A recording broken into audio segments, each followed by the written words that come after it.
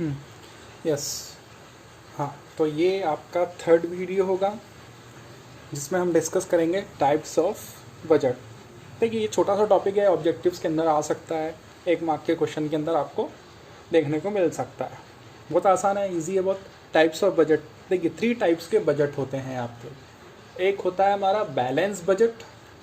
Balance का मतलब क्या हो, देखिए जब भी हमारे दिमाग में बजट आता है वर्ड, तो उसके 2 एस्पेक्ट्स होते हैं, या तो इनकम प्लस एक्सपेंडिचर। एक इंडिविजुअल लेवल के ऊपर आप खुद सोचें कि आपकी इनकम है, उसी इनकम में से आप आपके एक्सपेंडिचर्स करेंगे, खर्चे करेंगे, ठीक है। तो इसी कंपैरिजन के बेसिस पर हम बैलेंस बजट और सरप्लस बजट और डेफिसिट बजट को देखते हैं। देखिए, बैलेंस बजट क्या होता है? बैलेंस बजट मतलब जब हमारी इनकम और हमारे खर्चे दोनों इक्वल हो जाएं, वो हमारी बैलेंस बजट कहलाता है। यही पॉइंट ऑफ व्यू को गवर्नमेंट बजट के व्यू में आप रख कर देखें तो वो हमारा बैलेंस बजट कहलाएगा। बैलेंस बजट मतलब income of the government equal to the expenditure of the government. For example, अगर गवर्नमेंट की इनकम 100 करोड़ रुपीज़ है और गवर्नमेंट के एक्सपेंडिचर्स भी 100 करोड़ रुपीज़ हैं, that is called balance budget. मैंने साइड में लिख दिया हूँ, income equals to expenditure. EXP का मतलब होता है एक्सपेंडिचर। कुछ नमूने हैं अपनी क्लास के अंदर जिनको नहीं मालूम EXP का मतलब, तो EXP का मतलब होता है एक्सपेंडिचर, शॉर्ट फॉर्म लिखा है, ठीक। सेकंड बजट जो होता है हमारा सरप्लस बजट। सरप्लस बजट का मतलब होता है कि income is greater than expenditure of the government. For example, government की जो इनकम है 100 करोड़ रुपीज़ है and the expenditure is 80 crore rupees, तो 20 करोड़ गवर्नमेंट के पास सेव हो रहा है, that is called surplus budget. Now the third budget is deficit budget, very important, ठीक है। डेफिसिट बजट का मतलब होता है income is less than the expenditure, ठीक है। For example, income is 100 crore rupees but the expenditure is 120 crore. Government की income 100 crore है और खर्चे 120 करोड़, तो गवर्नमेंट ये 20 करोड़ कहाँ से ला रही है? That is called deficit budget. और इस जो 20 करोड़ एग्जाम्पल में जो डेफिसिट आ रहा है, इस डेफिसिट को पूरा करने के लिए गवर्नमेंट बहुत सारी चीज़ें करती हैं, वो हमें आगे पढ़ना है, ठीक है। तो कंटिन्यू करते हैं हम डेफिसिट बजट से। डेफिसिट बजट के टाइप्स देख लेते हैं, टाइप्स ऑफ डेफिसिट बजट, ठीक है। डेफिसिट बजट अगर किसी को नहीं समझ में आया है प्लीज़ व्हाट्सअप करें, ठीक है। टाइप्स ऑफ डेफिसिट बजट, इसको हम बुक में से पढ़ेंगे, सारी चीज़ें क्लियरली बुक में दी हुई है, ठीक है। यस, 3 टाइप्स के डेफिसिट बजट होते हैं। नंबर 1 इज़ रेवेन्यू डेफिसिट, आप देख सकते हैं यहाँ पे। Second one is fiscal deficit, third one is primary deficit. 1 by 1 discuss करेंगे। सबसे पहले हम डिस्कस करेंगे रेवेन्यू डेफिसिट। रेवेन्यू डेफिसिट क्या होते हैं? देखिए, हमने अभी 4 चीज़ें पढ़ी, वो आपको इस टॉपिक से पढ़ने के पहले एक बार रिकैप उसका आप कर लीजिएगा। 4 चीज़ें कौन सी? एक हमारी रेवेन्यू रिसिप्ट्स, सेकंड हमारी revenue expenditure, capital receipt third one, and the fourth one is capital expenditure. ये चारों टॉपिक आपको अच्छे से क्लियर होंगे, तभी आपको ये टॉपिक क्लियर होगा, रेवेन्यू डेफिसिट वाला, ठीक है। इसको क्लियर करते हैं। देखिए, यहाँ पे क्लियरली डेफिनेशन दी हुई है। Revenue deficit, it refers to the excess of revenue expenditure over revenue receipts during the given fiscal year. Revenue deficit का मतलब होता है कि जितने भी गवर्नमेंट के रेवेन्यू एक्सपेंडिचर हैं वो ज़्यादा हैं रेवेन्यू रिसिप्ट से। एक बार रिपीट करता हूँ, जितने भी गवर्नमेंट के रेवेन्यू एक्सपेंडिचर्स हैं, रेवेन्यू एक्सपेंडिचर्स मतलब गवर्नमेंट जिसमें पेमेंट्स ऑफ सैलरीज आ जाती है, जितने भी गवर्नमेंट एम्प्लॉयज़ हैं उसकी सैलरीज करती, पेंशन्स देती है, ठीक है। उससे कोई मशीन्स खरीदती है, या हेल्थ सर्विस या डिफेंस सर्विस के अंदर जो भी पैसा गवर्नमेंट खर्चा करती है, वो खर्चे गवर्नमेंट के ज़्यादा हैं रेवेन्यू रिसिप्ट से। तो रेवेन्यू रिसिप्ट्स का है, हमने पहले डिस्कस कर चुके हैं, थोड़ा सा रिकैप कर लेते हैं। रेवेन्यू रिसिप्ट्स में 2 चीज़ें आ जाती हैं, टैक्स रेवेन्यू और नॉन टैक्स रेवेन्यू, ठीक है। टैक्स रेवेन्यू भी हमने डिस्कस कर लिया है और नॉन टैक्स रेवेन्यू भी हमने डिस्कस कर लिया है। ठीक है, रेवेन्यू एक्सपेंडिचर ज़्यादा है रेवेन्यू रिसिप्ट से। एग्जाम्पल देखते हैं इसका। For example revenue expenditure 100 crore है और रेवेन्यू रिसिप्ट हमारी सिर्फ 60 करोड़ हैं, ओनली 60 करोड़। तो 40 करोड़ का जो हमारा डेफिसिट आ रहा है that is called revenue deficit.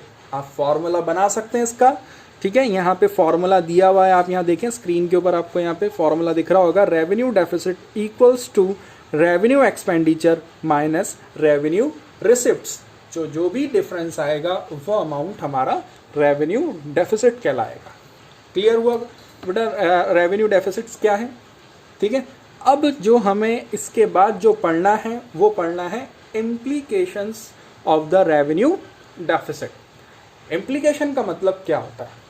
जब भी गवर्नमेंट रेवेन्यू डेफिसिट को फेस करता है तो उसके लिए कुछ स्टेप्स उसको लेनी पड़ती हैं। वो स्टेप्स का मतलब होगा इम्प्लीकेशंस ऑफ रेवेन्यू डेफिसिट, या कह सकते हैं कि जो रेवेन्यू डेफिसिट को सिग्नल्स क्या होंगे। अगर रेवेन्यू डेफिसिट आ रहा है तो हमारी जो इकोनॉमी की सिचुएशन होगी वो सिचुएशन के बारे में भी आप उसको इस तरह से समझ सकते हैं। ठीक है, यहाँ आपको पहला पॉइंट यहाँ क्लियर कर रहा है, मैं थोड़ा जूम करता हूँ आपको क्लियर करने के लिए। यहाँ पे चलिए, ये इम्प्लीकेशन में पहला पॉइंट यहाँ दिया हुआ है आपका। It indicates the inability of the government to meet its regular and recurring expenditure in the proposed budget. सबसे पहली बात इम्प्लीकेशंस में यह आ रही है कि अगर गवर्नमेंट का उसका फिस्कल ईयर में रेवेन्यू डेफिसिट क्रिएट हो रहा है तो इसका मतलब ये गवर्नमेंट की इनएबिलिटी है, जो गवर्नमेंट अपनी रेगुलर और रिकरिंग एक्सपेंडिचर्स को कंप्लीट अचीव नहीं कर पाया। क्लियर हुआ बेटा पहला पॉइंट? यहाँ पे सिर्फ इतना सही लिख सकते हैं कि it shows the inability of the government, that's it. उतना ज़्यादा लिखने की ज़रूरत नहीं है। सेकेंड पॉइंट देखते हैं, in it implies that government is dissaving, that is government is using up savings of the other sectors of the economy to finance its consumption expenditure. देखिए, सेकेंड चीज़ यहाँ पे पॉइंट को थोड़ा सा हम सरल करते हैं, ईजी करते हैं कि अगर रेवेन्यू डेफिसिट आ रहा है तो रेवेन्यू डेफिसिट फॉर एग्जांपल अगर हमारा रेवेन्यू एक्सपेंडिचर 100 करोड़ है और रेवेन्यू रिसिप्ट हमारी 60 करोड़ है तो गवर्नमेंट 40 करोड़ कहाँ से लाएगी? तो गवर्नमेंट क्या करेगी, दूसरे सेक्टर की जो सेविंग्स हैं या तो गवर्नमेंट की जो दूसरी कंपनीज हैं उनकी अगर कुछ सेविंग्स रखी हुई होंगी, वो सेविंग गवर्नमेंट रेवेन्यू डेफिसिट को पूरा करने के लिए यूज़ करेगी, जिसको हम बोल रहे हैं डिस सेविंग। क्लियर हुआ ये टॉपिक? ठीक है, इसका नेक्स्ट पॉइंट हम देखते हैं इम्प्लीकेशंस का।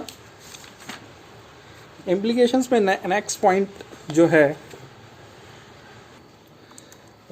यस थोड़ा एडजस्ट करें आप, इसको बुक में भी आपको मिल जाएगा। मैं इतना एडिक्टिव नहीं हूँ वीडियोस बनाने के अंदर, परफेक्टली नहीं हो पा रहा है, आप बस जिस तरह से एडजस्ट कर रहा हूँ आप देखिए यहाँ पर। नेक्स्ट पॉइंट यहाँ दे रहा है, it also implies that the government has to make up the deficit from capital receipts through borrowing और डिसइन्वेस्टमेंट। इस पॉइंट को और इजी वे में हम समझते हैं। देखिए, पहला इनएबिलिटी हो गई, दूसरा डिससेविंग हो गई, मतलब सेविंग्स को यूज़ कर रहा है। तीसरी पॉइंट वो क्या कर सकता है, गवर्नमेंट क्या कर सकता है? गवर्नमेंट अपने रेवेन्यू डेफिसिट को पूरा करने के लिए वो एक लाइबिलिटी क्रिएट कर सकता है अपनी, मतलब वर्ल्ड बैंक से लोन ले सकता है या आरबीआई से वो लोन ले सकता है उस डेफिसिट को पूरा करने के लिए। ठीक है, क्लियर हुआ? एक लोन को, एक डेफिसिट को पूरा करने के लिए वो उधार ले रहा है, या तो आरबीआई से लोन ले सकता है या तो वर्ल्ड बैंक से लोन ले सकता है। ठीक है, अगर नेक्स्ट पॉइंट इसका ये है कि अगर वो लोन ले रहा है तो ये एक इन्फ्लेशनरी सिचुएशन क्रिएट हो सकती है हमारे इकोनॉमी के अंदर, और हमारी जो इकोनॉमिक ग्रोथ है वो हमारी रुक सी जाएगी अगर गवर्नमेंट अपने डेफिसिट को पूरा करने के लिए अगर लोन ले रहा है तो। कैसे? आपके दिमाग में क्वेश्चन आ रहा होगा, सर हमारी इकोनॉमिक ग्रोथ कैसे रुकेगी, कैसे कमज़ोर हो सकती है हमारी इकोनॉमिक ग्रोथ? तो मैं आपको क्लियर करता हूँ। आप इंडिविजुअली अपने आप के ऊपर एग्जांपल लेके देखें। फॉर एग्जांपल, अगर आपकी इनकम 10,000 है और अगर आपके खर्चे 12,000 है फॉर एग्जांपल, तो खर्चे तो पूरे करने ही पड़ते हैं, वो कुछ भी हो जाए, उधार लेके करोगे या तो किसी से लोन लोगे। या फॉर एग्जांपल अगर आप 10,000 की आपकी इनकम है, 12,000 के आपके खर्चे हैं, 2,000 के लिए आपको लोन लेना पड़ रहा है, मतलब आपने आपके फ्रेंड से कर्ज ले लिया, लोन ले लिया। तो देखिए 2,000 रुपये अब आपका जो नेक्स्ट मंथ है, ठीक है, नेक्स्ट मंथ के अंदर आपको वो 10,000 या आपकी इनकम जो आएगी उसमें से 2,000 के आपके जो पहले दोस्त का लोन है वो भी चुकाना है, और आपके जो भी डेली एक्सपेंसेस हैं वो भी पूरे करना है।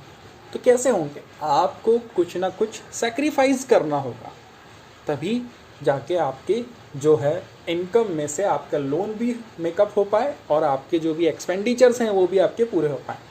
ये तो हमने इंडिविजुअली देखा। अगर इसको हम गवर्नमेंट के पॉइंट ऑफ व्यू से देखें तो गवर्नमेंट अगर कैपिटल रिसिप्ट्स का यूज़ कर रही है, मतलब लोन ले रही है, तो ज़रूर डेफिनेटली जो गवर्नमेंट की इनकम होगी वो इनकम में से पहले उस लोन का अमाउंट चुकाएगी, ईएमआई चुकाएगी, उसके बाद जो पैसा बचेगा वो गवर्नमेंट मार्केट के अंदर इन्वेस्ट करेगी।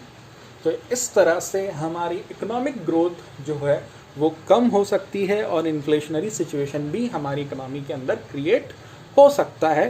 तो ये था हमारा इम्प्लीकेशंस। इसमें एक रिकैप कर देता हूँ बेटा, बहुत इंपॉर्टेंट टॉपिक है इम्प्लीकेशंस ऑफ रेवेन्यू डेफिसिट।